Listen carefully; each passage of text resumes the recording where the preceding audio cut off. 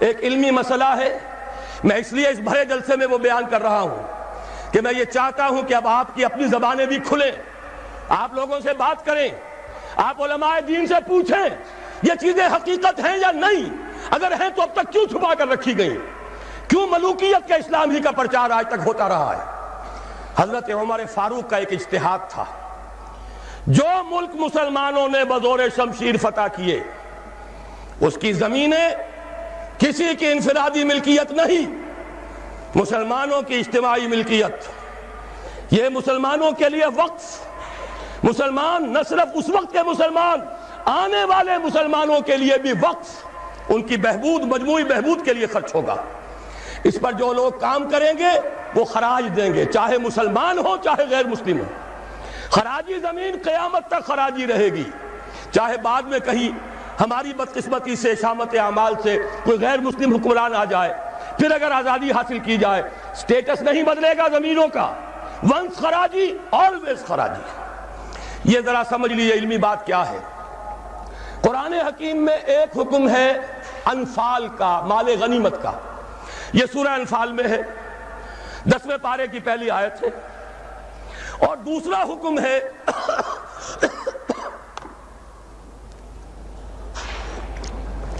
اموال فے کا، یہ سورہ حشر میں ہے۔ اموال غنیمت کا قانون یہ ہے کہ 5واں حصہ 1/5 بیت المال کا، 4/5 مجاہدین میں تقسیم ہو جائے گا۔ سوار ہے گھوڑا اور اونٹ بھی اس نے اپنا رکھا ہوا ہے تو اس کو دوہرا حصہ ملے گا، پیدل ہے اکیلا۔ اموال فے کیا ہے؟ کل کے کل بیت المال کے، کسی کا کوئی حصہ نہیں۔ عام خیال یہ تھا کہ یہ زمینیں جو فتح ہو رہی ہیں، عراق فتح ہو گیا، شام فتح ہو گیا، ایران فتح ہو گیا، مصر فتح ہو گیا، تصور تو کیجئے، the fertile crescent of the middle east, سارا کا سارا فتح۔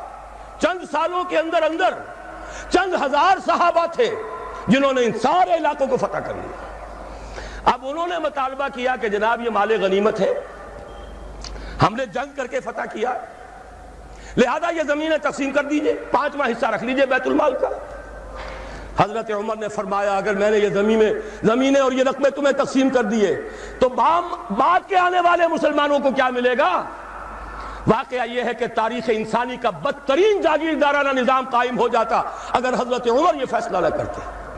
وہ عمر فاروق کان رائہ موافقا بالکتاب والسنہ، کتاب اور وحی کے مطابق ان کی رائے، بلکہ میں کہتا ہوں وہی ان کی رائے کے مطابق نازل ہوئی۔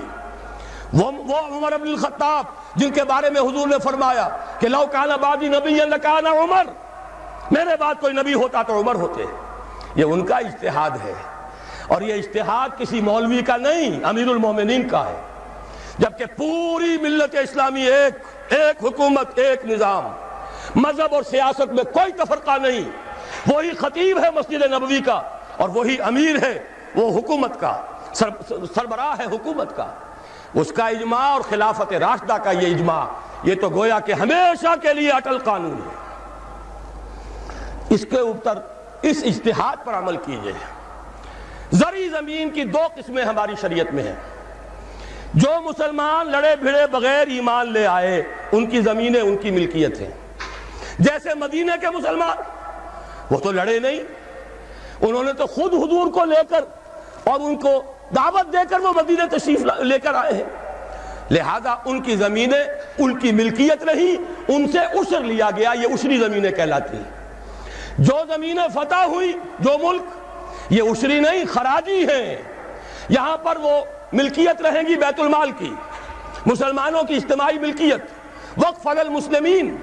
البتہ جو کام کرے مسلمان ہو، کاشتکار، مجوسی ہو، عیسائی ہو، وہ خراج دیں گے براہ راست بیت المال کو۔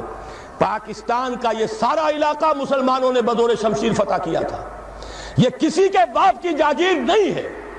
وہ جاگیر چاہے کبھی رنجیت سنگھ نے دی ہو، چاہے وہ انگریزوں نے دی ہو، چاہے اس سے پہلے کہ وہ سلاطین مغلیہ نے دی ہو، جن میں سے سوائے ایک اورنگزیب عالمگیر کے باقی سب کا جو رویہ تھا وہ سب کو معلوم ہے کہ کیا تھا۔ اکبر اعظم نے تو یہاں سے دین محمدی کا جنازہ نکالنے کے لیے ایڑی چوٹی کا زور لگا دیا تھا، صلی اللہ علیہ وسلم، نیا دین الہی رائج کیا تھا، وہ اکبر اعظم علیہ ما علیہ، ان کی دی ہوئی جاگیریں اور وہ مقدس ہو جائیں گی، انگریز کی دی ہوئی جاگیریں اور وہ مقدس ہو جائیں گی، رنجیت سنگھ کی دی ہوئی جاگیریں وہ مقدس ہو جائیں گی، معاذ اللہ۔ یہ تمام زمینیں بیت المال کی ہیں، وقف للمسلمین، ان سے خراج جائے گا براہ راست بیت المال میں، آدھی یا اس سے بھی زائد یا اس سے کم، جو پوری پیداوار کا جائے گا وہاں، اتنا ریونیو جمع ہوگا، اتنا ریونیو جمع ہوگا کہ بہت سے لعنتی ٹیکسوں سے نجات مل جائے گی، جن میں سب سے بڑا لعنتی ٹیکس جو ہے انکم ٹیکس ہے۔ عام کاروباری آدمی یا تو ہمہ وقت کلرک رکھے، اکاؤنٹنٹ رکھے، اور پھر اسے بازار سے بھی نہیں ملتی رسید، وہ سامان لے کر آتا ہے رسید نہیں دیتے، اب وہ جاتا ہے انکم ٹیکس افسر کے سامنے بھیگی بلی بنا کھڑا ہوا ہے، جھوٹ بولے، جھوٹ حلفیہ بیان دے، رشوت دے، اکاؤنٹنٹس کو دے، انکم ٹیکس آفیسر کو دے، چھوٹ جائے گا، جان بچ جائے گی، اور اگر جھوٹ نہیں بولے گا اپنی بساط الٹ دے۔ لہذا تقریباً سب کے سب جھوٹے ہو گئے، جھوٹے حلف دیتے ہیں۔ جب جھوٹا حلف انسان نے دے دیا ایک معاملے میں تو یوں سمجھئے کہ کارک کھل گیا بوتل کا، اب تو جھوٹ ہی ہوگا، اسی کا راج ہوگا۔ یہ سب سے بڑا ملعون ٹیکس ہے کہ جس نے ہمارے ہاں صداقت کا، دیانت کا، امانت کا جنازہ نکال دیا۔ اور یہ سب کچھ کیوں؟ اس لیے کہ جو اصل آمدنی کا ذریعہ ہے وہ تو ہم نے جاگیرداروں کو دے رکھا ہے، ان کے محل سج رہے ہیں، ان کے بڑے بڑے بنگلے ہیں، ان کے عیش ہیں۔ ہاری کو دیکھو، یہاں کے کاشتکار کو دیکھو۔ ایک صاحب نے ایک دفعہ کہا تھا، جو پہلے لاہور میں رہتے تھے پھر کچھ عرصے جا کر ایک دیہات میں مقیم ہوئے، کہنے لگے خدا کی قسم میں دیکھ کر حیران رہ گیا ہوں، پنجاب کا دیہاتی کاشتکار خود نہیں نہاتا، ہفتوں اپنی بھینس کو ضرور نہلاتا ہے، لیکن خود نہانے کا کوئی تصور نہیں، وہ حیوان سے بدتر ہو کر زندگی گزار رہا ہے۔ یہی حال ہاریوں کا ہے۔ یہی آپ جا کر دیکھیے، وہ بیچارے بھیڑیں بکریاں پالنے والے بلوچستان کا عام بلوچ، اور عیش کن کے ہیں سرداروں کے، عیش کن کے ہیں جاگیرداروں کے، زمینداروں کے۔ یہ سارا نظام ختم کر کے اور اس اجتہاد کی اصول پر یہ ساری زمینیں خراجی ہیں۔ اسی شہر لاہور کی بات کہہ رہا ہوں، ایک بہت بڑے مفتی صاحب، ان کے صاحبزادے نے مجھے بتایا کہ میرے والد صاحب کا قول یہ ہے کہ یہاں کی ساری زمینیں خراجی ہیں، عشری نہیں ہیں۔ لیکن جب انہی کے ہاں، انہی کے دارالعلوم میں ہمارے ایک ساتھی نے استفتاء لکھ کر بھیجا تو ان مفتی صاحب نے دستخط نہیں کیے، کسی اور چھوٹے مفتی سے، وہ جو مفتی صاحب ابھی سمجھئے کہ ابھی وہ ایکسرسائز ہی کر رہے ہیں، اپرینٹس ہیں، ان کے ہاتھ سے دستخط کروا کے بھجوا دیا۔ یہ تو عشری ہے۔ یہ حال ہمارے علماء کا ہو چکا ہے۔ کیوں ہو گیا ہے؟ یہ سارے ادارے کن سے چلتے ہیں؟ چندے کون دیتے ہیں؟ سرپرستی کون فرماتا ہے؟ وہ تو وہی لوگ ہیں۔ سرمایہ دار کا چندہ نہ ہو تو دارالعلوم نہیں چلے گا، سرمایہ دار کا چندہ نہ ہو تو یہ سارے جو بھی ٹھاٹھ بچھے ہوئے ہیں، جو بڑی بڑی مسندیں سجی ہوئی ہیں، جو بڑی بڑی جائیدادیں بن گئی ہیں، ریاستیں بن گئی ہیں، یہ کہاں سے آئیں گی؟ لہذا سچ بات کیسے کہی جائے؟ ان کے لیے ہیں مشکلات ہیں، لیکن اب ہمیں حقائق کو علل اعلان کہنا ہوگا۔ وہ جو اقبال نے کہا تھا، وہ شعر تو آپ کو سنایا جنرل صاحب نے، کس نہ باشد در جہاں محتاج کس، نقطہ شرع مبینی نس تو بس۔ اور میں آپ کو شعر سنا رہا ہوں جو حرف قل لفظ میں پوشیدہ تھی اب تک، اس دور میں شاید وہ حقیقت ہو نمودار۔ اور میں ابتدا میں کہہ چکا ہوں علامہ اقبال کی بات، میں ان کا ادنا طالب علم ہوں، ویسے میں انہیں کوئی معصوم نہیں سمجھتا، ان کی عملی زندگی ہمارے لیے مثالی نہیں ہے، قابل تقلید نہیں ہے، ان کا فکر ہے جو بہت بلند ہے۔ مجھے آج کے دور میں، اس پوری صدی میں، فکر کے اعتبار سے ان کے قریب بھی کوئی شخص نظر نہیں آیا آج تک۔ 60ویں برس میں ہوں اپنی عمر کے میں، اور مطالعہ کر رہا ہوں کم سے کم 40 برس سے۔ لیکن یہ کہ اپنی جگہ ہے، عظمت ایک پہلو سے بہت ہے، دوسرے پہلو سے وہ ہمارے لیے کوئی واجب التقلید نہیں۔ عملی زندگی خود وہ کہہ گئے، اقبال بڑا اپدیشک ہے، من باتوں میں موہ لیتا ہے، گفتار کا یہ غازی تو بنا، کردار کا غازی بن نہ سکا۔ کوئی بات نہیں، اللہ معاف فرمائے گا عمل کو۔ بات صحیح کہی ہے، اور وہ یہ کہی ہے کہ دور ملوکیت میں اسلام کے چہرے انور پر جو پردے پڑ گئے تھے، آج وقت آیا ہے کہ ان پردوں کو اٹھا دیا جائے، ڈنکے کی چوٹ کہا جائے یہ زمینیں خراجی ہیں، کسی کی ملکیت نہیں ہے، کسی کے باپ کی جاگیر نہیں ہے، یہ سب مسلمانوں پر وقف ہے، ان کی بہبود کے لیے ہیں، ان سے خراج براہ راست جائے، نیا بندوبست اراضی کیا جائے، جو پہلے کام کر رہے ہیں ان کا حق فائق ہے، الفضل للمتقدم پہلے موجود ہیں جو کام کر رہے ہیں، ورکیبل یونٹ بنا دیا جائے۔ اور یہ وہ بات ہے، سن 82 میں میں نے صرف 2 مہینے کی خطا کی تھی، ضیاء الحق صاحب کی شورا میں 2 اجلاس اٹینڈ کیے تھے، اور ڈنکے کی چوٹ کہا تھا کہ خدا کے لیے ایک کمیشن بٹھائیے، جید علماء بھی ہوں اس میں، جب وہ دیکھیں گے کہ موقع ہے سچ بات کہنے کا تو بہت سے حضرات انشاءاللہ تعالی حق بیان کریں گے، لیکن یہ کہ ان کو موقع دیجئے، تحفظ دیجئے، اور یہ کہ بندوبست اراضی کے ماہرین کو بٹھائیے، زمین کا ایک نیا بندوبست ہو جو اس ملک کے لیے مفید ہو، جو عوام کی بہبود میں ہو، جس سے عدل و انصاف کے تقاضے پیدا ہو پورے ہو جائیں، اور سارا ریونیو بیت المال کو، خزانے کو، اس لیے کہ خراج کی رقم ہر مصرف میں آ سکتی ہے، دفاعی مصرف میں آ سکتی ہے، انتظامی مصرفوں میں آ سکتی ہے، جبکہ عشر اور زکوٰۃ صرف مسلمانوں کی بہبود پر خرچ ہو سکتا ہے۔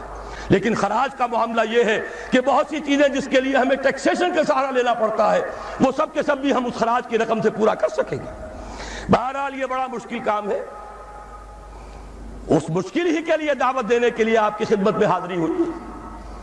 مشکل کے بغیر دنیا میں کبھی کچھ نہیں ہوا، قربانی کے بغیر، کہیں اسے آپ توہین رسالت نہ سمجھ لیں، معاذ اللہ ثم معاذ اللہ، قربانی کے بغیر محمد الرسول اللہ والذین معہ، اگر کسی کو حق پہنچتا تھا کہ انہیں کوئی تکلیف نہ پہنچتی اور انقلاب آ جاتا تو وہ محمد تھے صلی اللہ علیہ وسلم، وہ حقدار محبوب رب العالمین سید الاولین والآخرین، ان کو حق پہنچ سکتا تھا۔ ان کے پاؤں میں صرف کانٹے نہیں چبھے، وہ تو ابتدائی بات ہے جب چچی بچھا دیا کرتی تھی دروازے کے باہر کانٹے لا کر، ان پر تو پتھراؤ ہوا ہے، ان کا جسم مبارک لہو لہان ہوا ہے، وہ 3 برس کے لیے شیب بنی ہاشم میں محصور رہے ہیں، شدید ترین فاقے آئے ہیں، وہ 3 دن غار ثور میں چھپے ہوئے رہے ہیں، اور وہاں آپ نے اپنے آپ کو جو ہے محفوظ رکھا ہے۔ پھر کیا نہیں ہوا؟ جنگ بدر میں طویل ترین سجدہ کیا، اے اللہ کل جو مارکہ ہونے والا ہے، اگر کہیں یہ 313 میرے 15 برس کی کمائی اگر کہیں یہ کل ختم ہو گئی تو پھر قیامت تک تیرا نام لینے والا کوئی نہ ہوگا۔ حضرت ابوبکر تھے جو جھونپڑی کے باہر پہرا دے رہے تھے ننگی تلوار کے ساتھ، انہوں نے عرض کیا حسبک حسبک، حضور بس کیجئے بس کیجئے۔ پھر کیا غزوہ احد میں دندان مبارک شہید نہیں ہوئے؟ کیا 70 صحابہ شہید نہیں ہوئے؟ جن میں ایک حمزہ بھی ہے رضی اللہ تعالی عنہ، اسد اللہ و اسد رسول ہی تو ہے ہی، چچا بھی ہیں، خالہ زاد بھائی بھی ہیں، دودھ شریک بھائی بھی ہیں، ساتھ کے کھیلے ہوئے ہم جوڑی بھی ہیں۔ ان کی لاش آئی ہے، ناک کٹی ہوئی، کان کٹے ہوئے، پیٹ چاک کر کے کلیجہ چبا ہوا۔ اس کے بغیر انقلاب نہیں آیا تھا، اس کے بغیر نظام نہیں بدلتا۔ یہاں تو زرعی ٹیکس کوئی لگنے نہیں دیتا، مرکز سے ذرا سی کوئی پالیسی مجھے تو نہیں معلوم کہ کیا آئی ہوگی، مجھے کوئی توقع نہیں کہ وہاں سے کوئی خیر بھی آ سکتا ہے، لیکن یہ کہ کوئی ایسی تھی کہ وہ نازک مزاج شاہاں، ان کے لیے تو وہ بھی ناقابل برداشت ہو گئی۔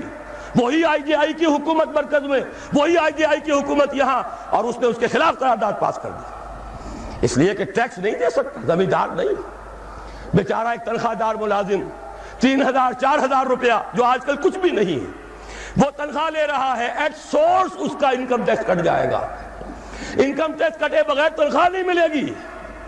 لیکن یہ کہ ان کے لیے کوئی ٹیکس نہیں ہے، جو ٹیکس دینے کو تیار نہیں، جن پر ٹیکس نواز شریف صاحب لگا سکتے ہیں، نہ بے نظیر لگا سکی، نہ بے نظیر کا باپ لگا سکا، نہ نواز شریف صاحب کے جو سرپرست تھے وہ لگا سکے۔ ظاہر بات ہے کہ اس کے لیے تو جب تک جانی قربانی نہیں دی جائے گی، جب تک کہ ہزاروں لوگ اپنے خون کا نذرانہ دینے کو تیار نہیں ہوں گے، یہ ظلم کی رات ختم نہیں ہوگی۔